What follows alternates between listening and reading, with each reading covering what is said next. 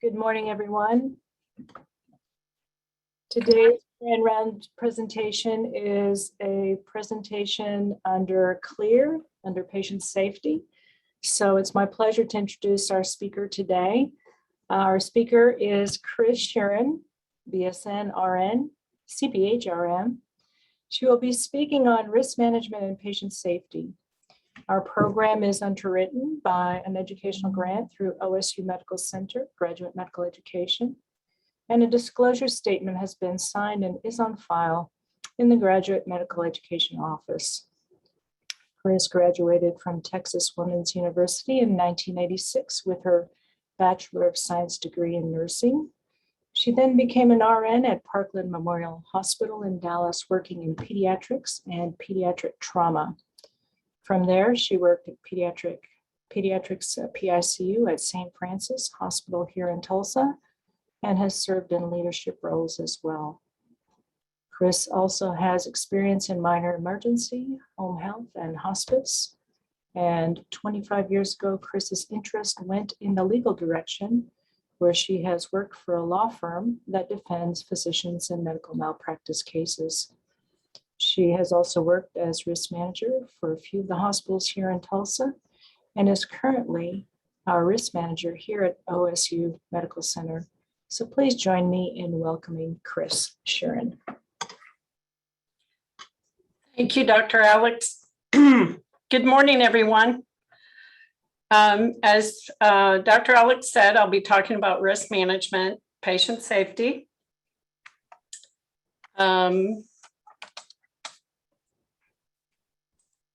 Trying to get my slides. There we go. Just going to start out briefly a little bit about definition of risk management, kind of give you an overview of what I do in this role. Risk management is defined as its clinical and administrative activities to identify, evaluate, and reduce the risk of injury to patients, as well as staff, as well as visitors, and the risk of loss to the organization. So that's primarily my daily focus. Obviously, our goals for risk management is to prevent patient injury. However, I always tell people when we have people taking care of people, we're going to have injuries, we're going to have adverse events, untoward outcomes. Our second goal is to avoid malpractice claims. And thirdly, it's reduce malpractice losses when a claim does occur. So sometimes we have the opportunity to get involved in the beginning.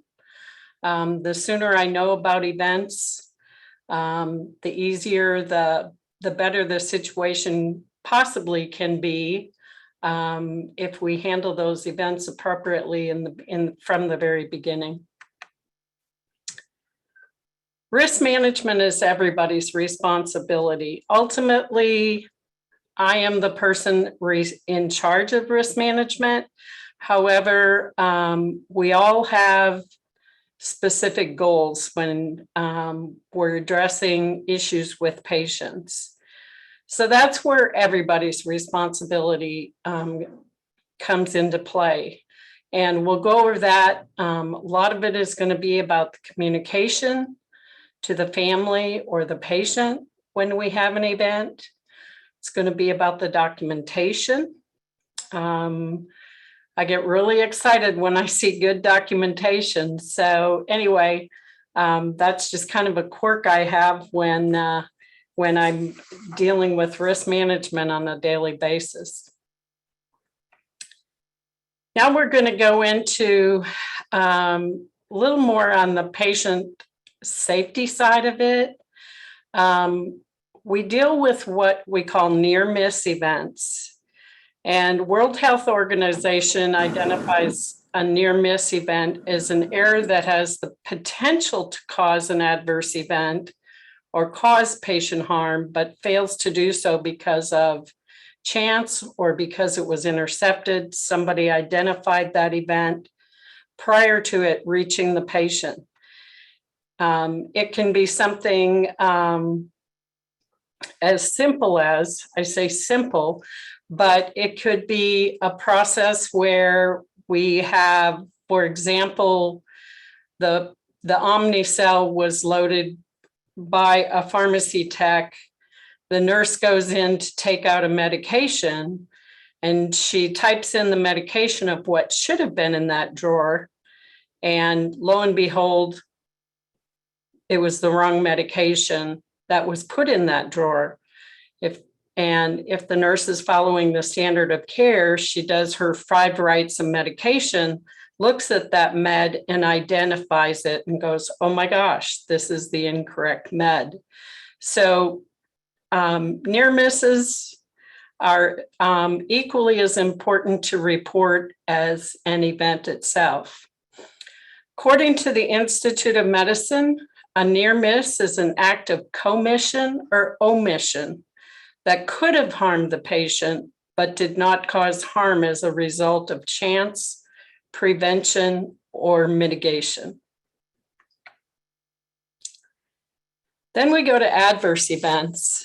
Adverse events, there's 2 types of adverse events. There's the preventable, which is avoidable by any means currently available unless that means was not considered standard of care. Preventable adverse events are defined as care that fell below the standard of care. Unpreventable events are standard of care was met, and despite the patient's experience, it resulted in an adverse event to the patient. So here's an example of what is considered a preventable event, which was a case study from Harvard Medical Practice. This case, during an angiography to evaluate coronary artery disease, a patient had an embolic cerebral vascular accident. The angiography was indicated and was performed in standard fashion, and the patient was not at high risk for a stroke.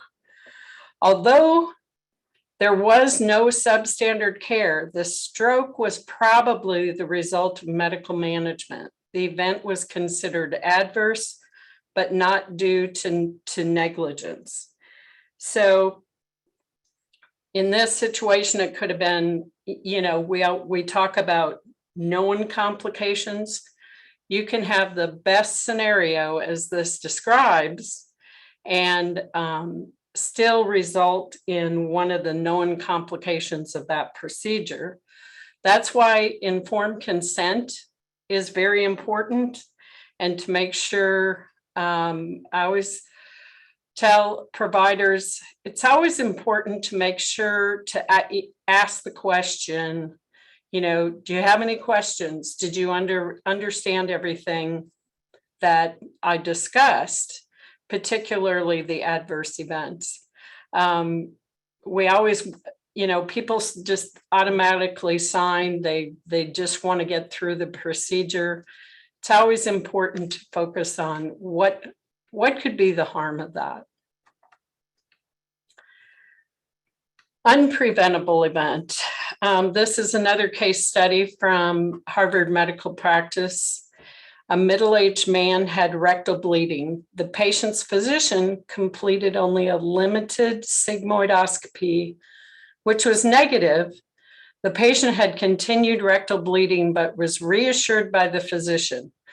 22 months later, after a 30-pound weight loss, he was admitted to the hospital for evaluation. He was found to have colon cancer with mets to the liver.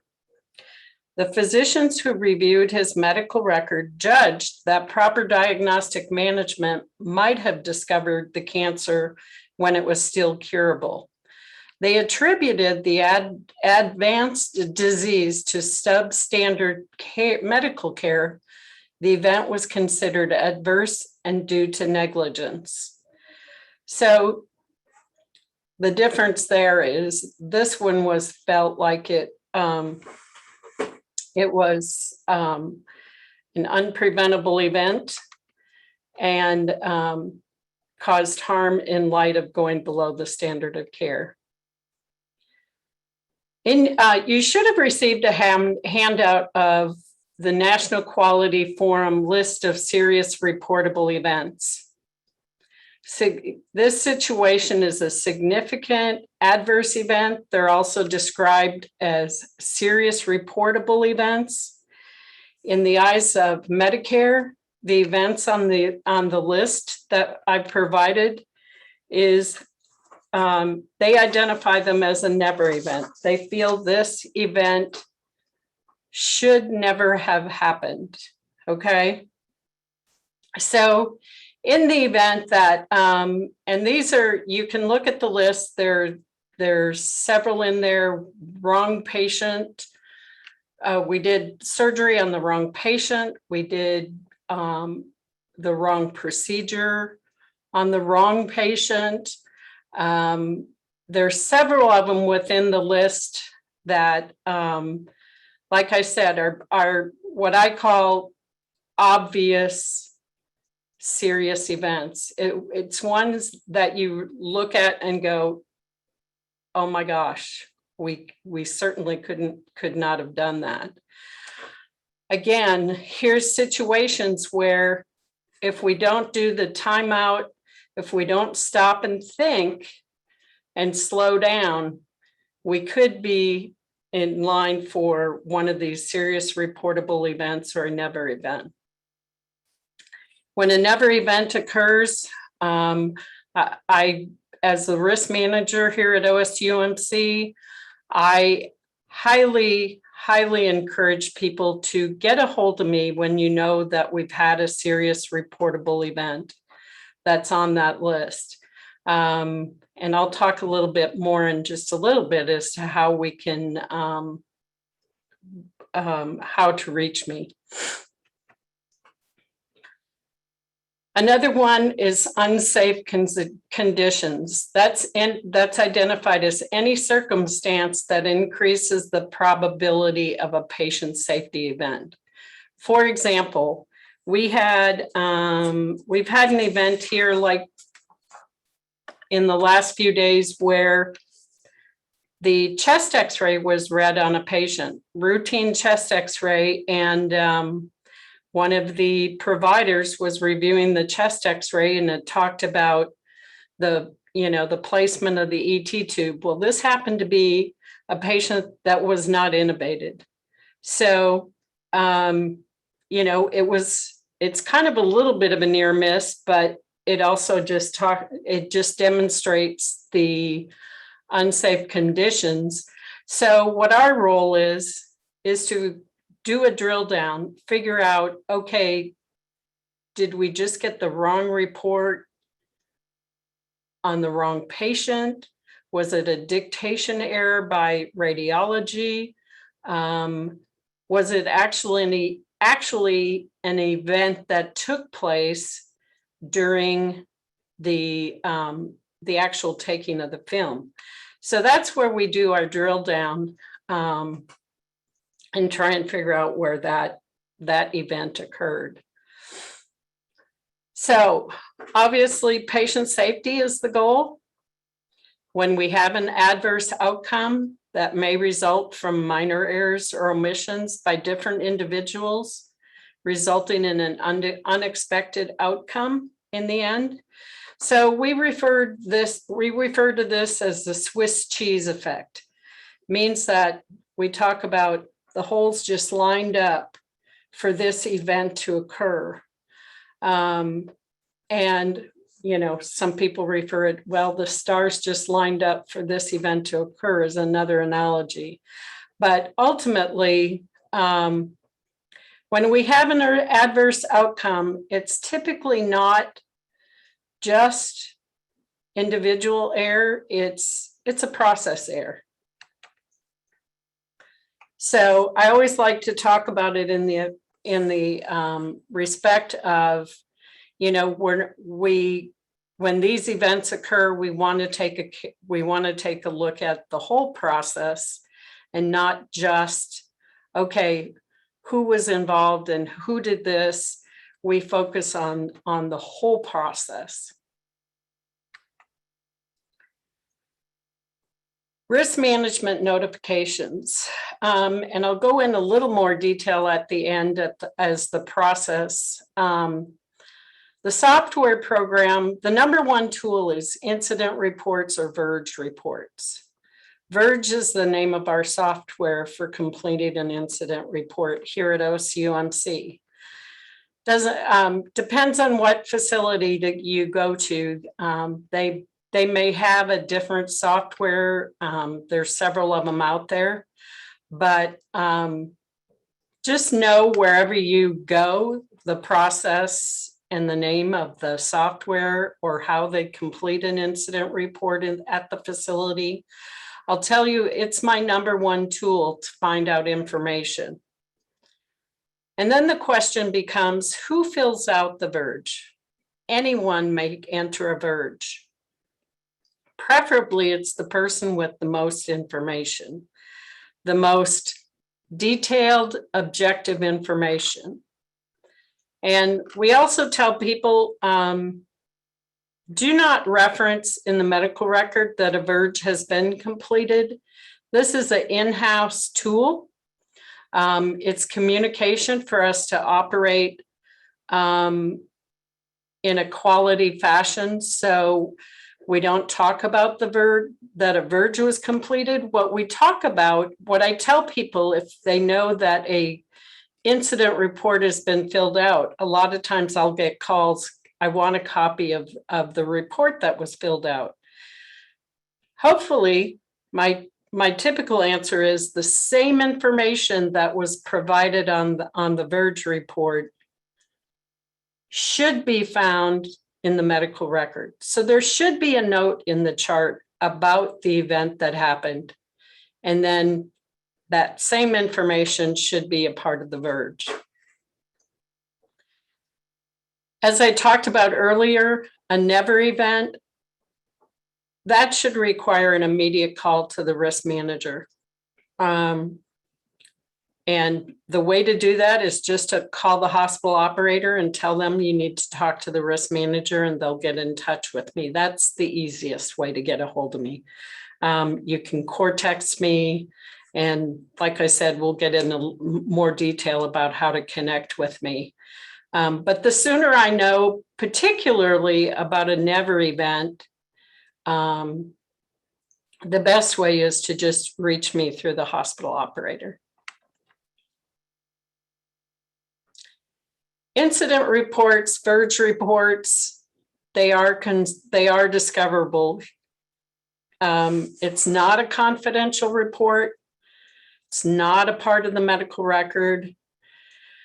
And most importantly is to, like I spoke earlier, provide objective, factual information about what happened. It's not an area to point blame, and it's not an area to document the cause of the event. We talked about who completes the report. The person with the most information about the event should be the one completing the report. Are there times where I'll get an event report on the same situation from a nurse and get one from the doctor? That has happened. The most important piece is that you're documenting and entering objective, factual information. One of my mottos is, when in doubt, fill it out. I always get the question of, who should be filling out a verge? When should I fill out a verge? If you have to ask yourself the question, should a verge be filled out? The answer is yes. If you have to ask somebody, do you think a verge needs to be filled out on this? The answer to that is yes. There's no harm in reporting something and us looking into it and find out that it's not a big deal. That's okay too. I'd rather have the information than not have the information. Talked about earlier when we do have an adverse event, you may hear the term root cause analysis. You may even be involved in a root cause analysis. What the root cause analysis is it's a process that's identifying for identifying the factor that resulted in or contributed to the adverse event. Again, our focus is when we have a significant adverse event, that is, we want to focus on the systems and the processes contributing to the event versus individual performance. However, if we do see a trend where we're getting kind of the same thing, same person involved in an event, we will say, okay, this is coming up as a trend.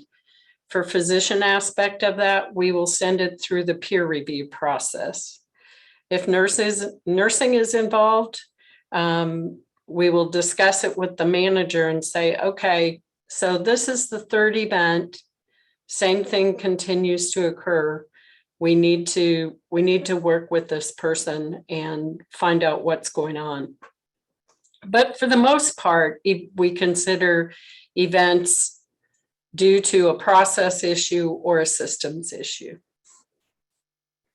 It's also an opportunity to identify changes. And our goal is always to prevent events from happening again. We want to do everything we can to prevent adverse outcomes, never events with our patients for obvious reasons. Once we do a root cause analysis, we interview people. Right now, we're still held to, I typically, when I do a root cause analysis, I'd like to bring the whole group together. Hopefully, we can set feelings aside and just identify what was the process that was in place. Did we follow that process? Bring the whole group together so that we can identify What was the process? Did we follow that process? And the question is why didn't we follow the process? Did we not follow the process for a specific reason? It may be an opportunity where we don't even have a process and we need to develop a process. So that's where the action plans come into place. We identify specific actions that will reduce the risk of future occurrences. We monitor the effectiveness of the improvements that will be implemented. Once we identify those, we have a process improvement coordinator in the quality department. She will continue to monitor those types of patients or situations and make sure we continue to follow the process that was identified. We also do a very well-defined timeline of what happened. And we identify individuals responsible for follow-up reporting. So everybody gets an assignment in the process, for the most part, everybody. But anyway, that's kind of the process we follow with an adverse event. When we have an adverse event, and along with for root cause analysis as well as defense of a case, the best defense is documentation, facts stating what happened, what you did about it, patient's response, who did you notify? Did you discuss it with your attending? Did you, what did you do in the process? Was it a situation where you needed to disclose the event to a patient? For example, I was involved in a disclosure at one of the hospitals where I was a risk manager. We had a patient that was in the operating room, and she was there for, I'm trying to remember, it was a procedure on her face. She was having biopsies. I think it was temporal biopsies. Anyway, long story short, we ended up with a fire in the operating room. Well, that wasn't an expectation because now we have an injury to the patient. We have burns to the face. And so the operating room director called me and she said, I need you in the OR immediately. So I don't ask questions when I get a request like that. I just know by the tone of the voice, we need to get down there. In this situation, I had to do a quick overview as to what happened. It was tough situation because it was a situation where the prep on the face, the physician was in a hurry, did not want to allow the prep to dry. Manufacturer's guidelines indicated we should have allowed the prep to dry for 10 minutes. And so because we had open oxygen, wet prep, and then we started the cautery, perfect triangle to start an unsafe procedure.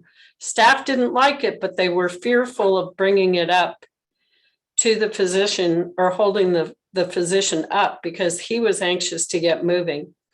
And so they handed over the cautery, and sure enough, so immediately the physician and I sat down, discussed with the husband what happened, and then the documentation we had to document what we disclosed to the patient. So we've got situations like that, and when we have events like that, like I talked about earlier, the best defense is the documentation. What I'd like to see, and from a patient response standpoint, is what did the patient say, and put that in quotes. But if you're going to document something in quotes, make sure you document exactly what the patient said.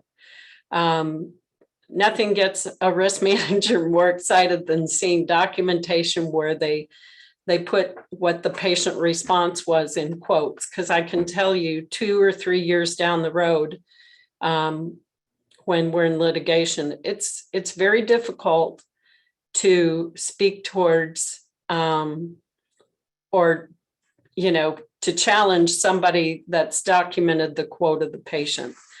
So that's just some example there. I do want to point out, we have a difficult case right here now in the ICU, and the documentation is very key in this situation. I have to commend Dr. Osmo. He has done excellent communication on this patient, and his follow-up with the family is critically important, and that's been very well documented in the chart. And should there be an issue with this case, I'm pretty confident our documentation is going to be of great support. So thank you, Dr. Osmo. This is a handout that you should have received a copy of. What should be reported in Verge? This just gives you kind of an idea of what we typically like to see as a report in Verge, things we follow up on. This is not the end all be all of the list. It's not only these things. I always fall back on the fact that if you think we should know about it, if you think there's a concern, when in doubt, fill it out. That's your best check mark, your intuition. We just want to have opportunities to take a look at processes and what we can do to prevent harm to our patients. Okay, now this screen talks about, shows you the exact steps and how to fill out a Verge, where to fill out a Verge. When you're here in the hospital and you go on the internet, you're going to get what's called the ozone screen. As you see the red circle, employee resources, when you click on that, you will get this next screen at the bottom below where you see Verge, risk management. Once you click on that, you're going to get a screen that looks like this. So like I talked about earlier, the event we had from radiology, somebody very astute appropriately filled out the radiology where they found the wrong report or the report on the wrong patient in this patient's chart. We were able to identify that quickly. We review these Verges every single morning. And so we got in contact with medical records director. We got involved with radiology, and we corrected that right away so that we didn't have what we would consider an unsafe condition in that chart to continue to be able to treat that patient. So in this situation, we removed that X-ray from the chart. They repeated an X-ray to get the right X-ray in the chart. And then we, like I said, we did a deep dive to figure out how that report ended up in that patient's chart. So very critical, like I said, very critical to report these types of things. So anyway, this screen here will talk to you about what category to put it in. I always tell people you can, you have specific categories. You may have a situation where you're not exactly sure what category to put it in. So you can always fall back on other, okay? So just know that if you can't figure out which bucket to put it in, you can always put it in other, and we can correct it on the backside if we need to. So other is your fallback category here. Now here's where it gets tricky. It's kind of funny. Sometimes it'll let you fill one out if you don't log in, but if it asks for your login is going to be your username and password for logging into the computer at the hospital. So you all have an osumc.net. So that's when it asks you to log in, it's going to ask you, what it's asking for is your OSUMC login and password. And then it's going to go through the screens and it's going to ask you, it's pretty straightforward. The only categories you have to fill out are the ones that say required, okay? So for each category on here, if it's a required field, it's going to ask you, you can't submit the form unless you fill out all the required fields, okay? So the next thing I'm going to point out is if you want to report something anonymously, there's a category, it's not a required field, but there's a category as to who's reporting it. If you don't fill that out, that's what we call, you're filling it out anonymously. I always ask people to fill that out because it's helpful to me in case I don't understand your verge, and I can call you or core text you and ask you some further questions.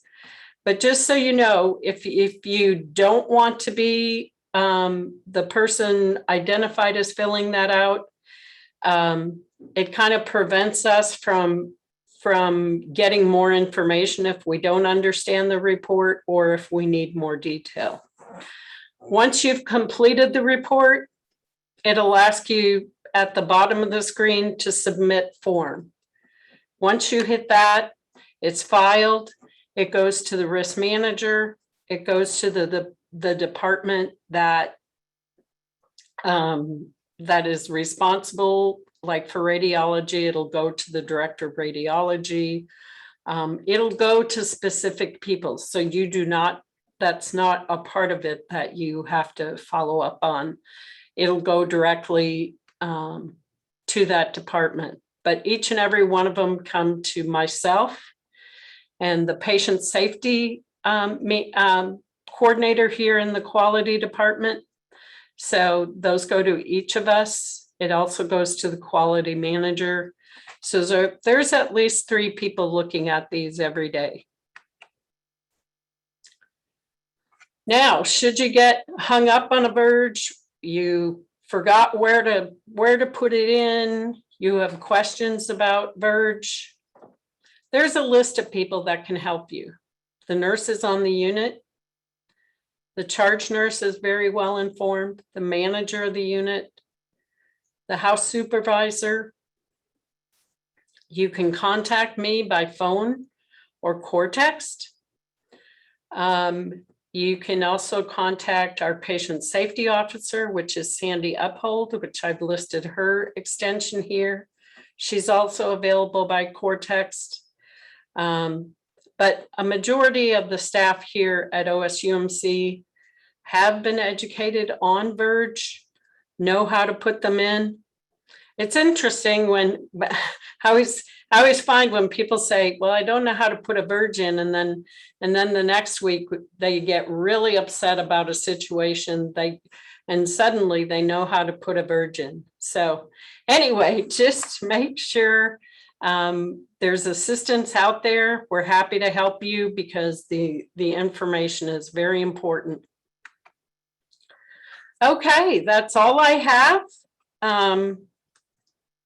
As it relates to Verge, patient safety, risk management, I'm happy if anybody would like to visit, talk about risk management, patient safety, Verge.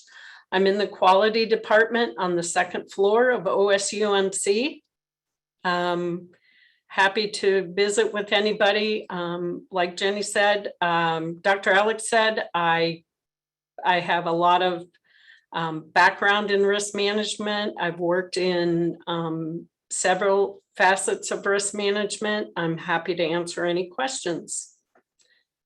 So I'll turn it over back to Dr. Alex, and if anybody has questions, feel free to shout them out.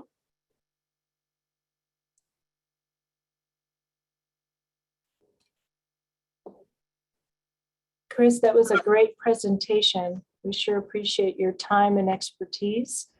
I certainly hope that our residents can become familiar with our Verge incident reporting system, and if the event occurs where there's a concern, then let's go ahead and use that Verge system to report. It's very easy to get into, and it takes just a couple of minutes to fill it out. And our team in risk management, patient safety, and quality will help us investigate that and get it back to our programs for education.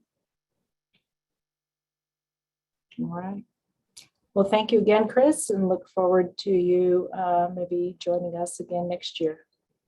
Okay, well, thanks for the invite, and I appreciate it and appreciate everything everybody does. If you have any questions, feel free to reach out.